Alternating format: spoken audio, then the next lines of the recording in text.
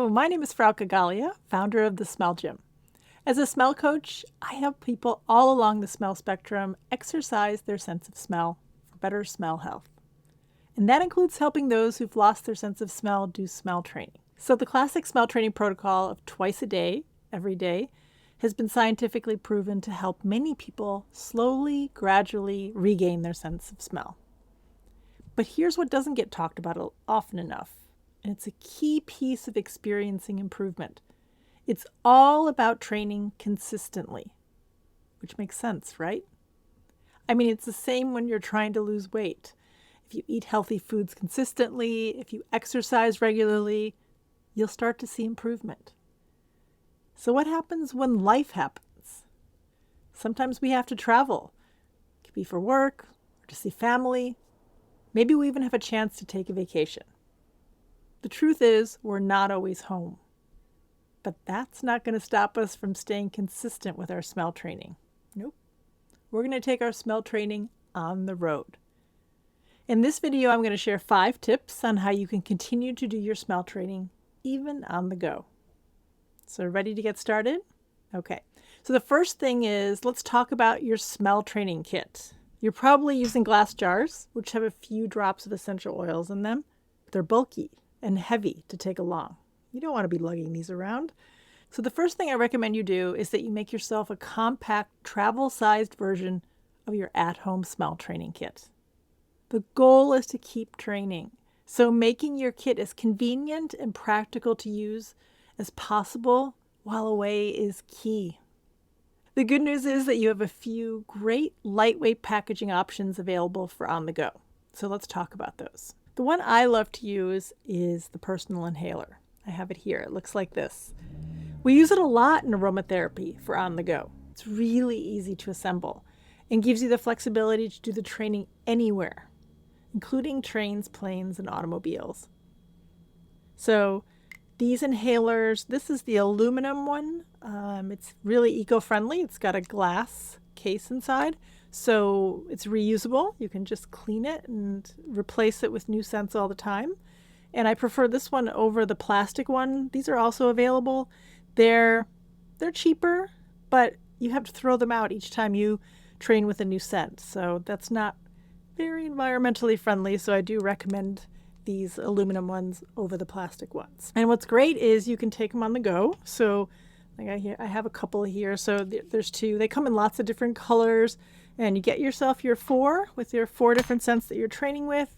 You get yourself a little bag. I have one here. You can use a very basic plastic bag too. And voila, you have it to go. Another option you might want to consider is these small plastic cosmetic jars.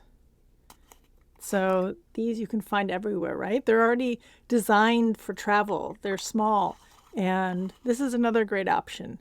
I don't usually recommend plastic, but in this case, because you're traveling and it's not forever, so to speak, I'm going to make an exception. The reason is because it's so practical, and I want you to keep training. So this is a great option too, if you don't want to get the personal inhaler. Again, those are also really easy to put into plastic bags.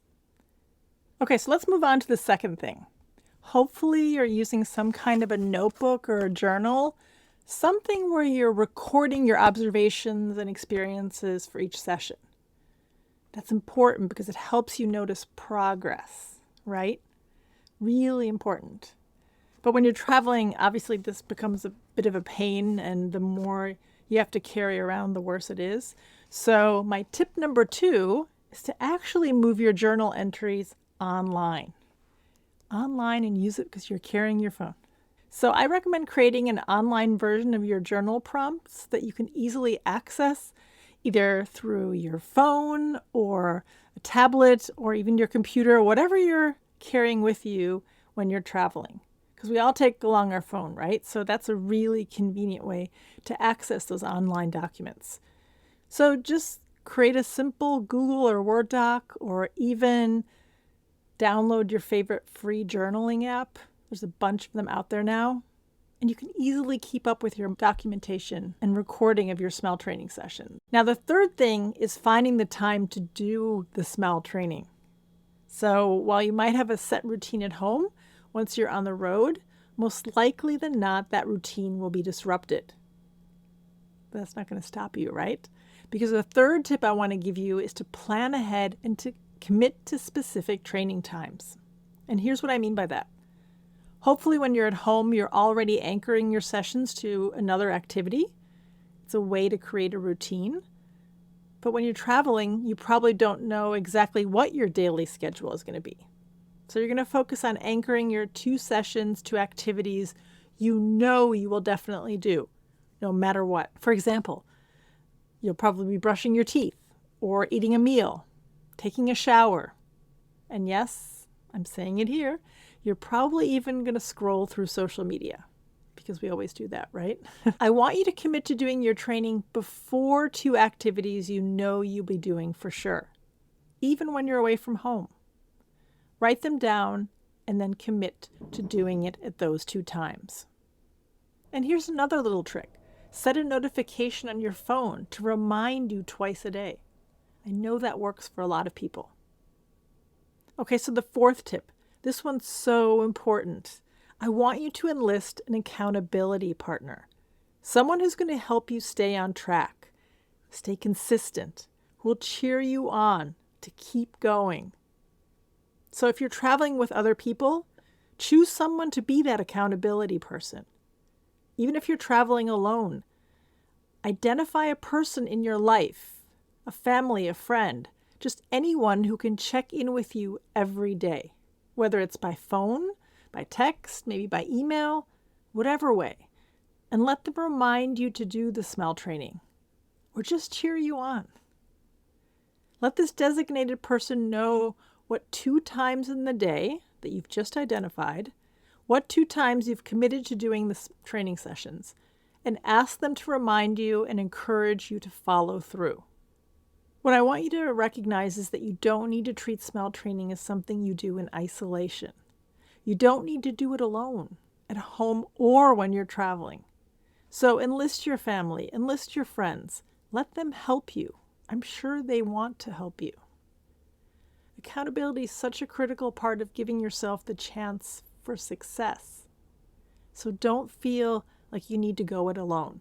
There's so many people who want you to succeed, believe me. Okay, so the last tip I'll give you is this. I want you to give yourself grace. In general, doing 2 sessions a day, every day, on a regular basis is a lot. I recognize that. And then when you add on the dimension of traveling, where you're not in your normal routine, it makes it even harder. So you might find that you miss a day here and there, and that can feel like failure. Which is why at that moment, I want you to give yourself grace. I need you to not be so hard on yourself. If you can't do 2 sessions a day, try doing at least 1. If you miss a day, that's okay too. Start again the next day. I want you to recognize that smell training isn't an all or nothing proposition. Doing even 1 session, smelling just 1 jar a day, means you're still smell training. It's true. You're still doing it. So please be kind to yourself and simply do what you can. Just please don't give up. That's it for this video. I hope you found it helpful. If you enjoy this type of content, then I invite you to subscribe to the channel. Until next time, to your smell health, thanks for watching.